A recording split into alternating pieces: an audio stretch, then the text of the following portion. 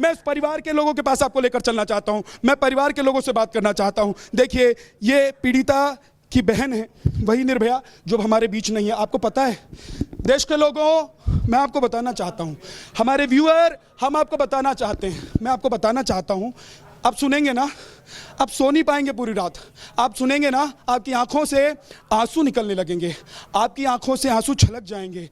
निर्भया, दिल्ली की निर्भया की तरह ही बलरामपुर की निर्भया को भी मारा गया, उसके साथ अत्याचार किया गया, क्रूरता की गई। आपको पता है, उसका लीवर फट गया था, उसकी आंतें फट गई थी, इंटरनल ब्लीडिंग इतनी ज़्यादा हुई कि वो घर तो पहुंची लेकिन वो जिंदा नहीं रह पाई।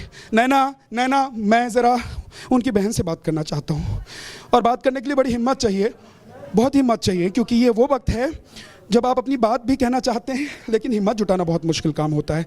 क्या कहना चाहती हैं? हम यही कहना चाहते हैं कि जिस तरह मेरी बहन के साथ इतना अन्याय के साथ, इतना क्रूरता के साथ उसके साथ जो भी हुआ है, उसी प्रकार उसी तरह से उन आरोपियों के साथ भी वैसा ही अन्याय हो और वैसे ही उन लोग को फांसी के फंदे तक ले जाया जाए। और पुलिस से मेरी यही दरख्वास्त है कि उस जो मेन कातिल है उसमें शाहिद, उसको टॉर्चर करके और भी। शाहिद, ये नाम लेते ही कुछ लोगों को पेट में दर्द हो जाता है। बलरामपुर में खड़ा होकर बोल रहा हूं, मुझे डर नहीं है, मैं डरता नहीं हूं, बलरामपुर में खड़ा होकर बोल रहा हूं। शाहिद, साहिल, ये दो नाम अगर हम ले लें, ये दो आरोपी हैं। जैसे आप लव कुश कह रहे हैं, जैसे आप राम कुमार कह रहे हैं, जैसे आप रवि कह रहे हैं हाथरस के लिए, वैसे आप बलरामपुर में खड़े होकर अगर शाहिद और साहिल कहेंगे तो आपको डराया जाएगा। यहाँ के कुछ लोकल लोग भी आए थे कल मुझे डराने के लिए, मेरे सहयोगी अनिल ने बताया। वो लोग मुझे डराना चाहते थे क्योंकि मैं नाम ले रहा था, क्यों उसका नाम ले रहा था, इसलिए मुझे डराना चाहते थे। आप अपनी बात पूरी कीजिए प्लीज। उनको टॉर्चर करके ये पूछा जाए कि और आरोपी कौन है। किसी को सुनाई पड़ रहा है, किसी को छोड़ दिया गया है, किसी को टॉर्चर ही नहीं किया जा रहा है, और मेन कातिल को चालान करके बलरामपुर पहुंचाया जा रहा है। उनसे यही नहीं पूछा जा रहा कि और आरोपी हैं कौन। कौन है मेन कातिल? शाहिद है और साहिल है। उसको कहाँ पहुंचा दिया उसको? चालान करके बलरामपुर पहुंचाया गया है और उनसे पुलिस 3 दिन जेल में भी रखे। उनसे पुलिस यही नहीं पूछ रही है कि और कातिल हैं कौन इसमें शामिल हैं। अगर प्रशासन के हाथ में ये सब नहीं हो पा रहा है तो ये जांच सीबीआई तक पहुंचाई जाए।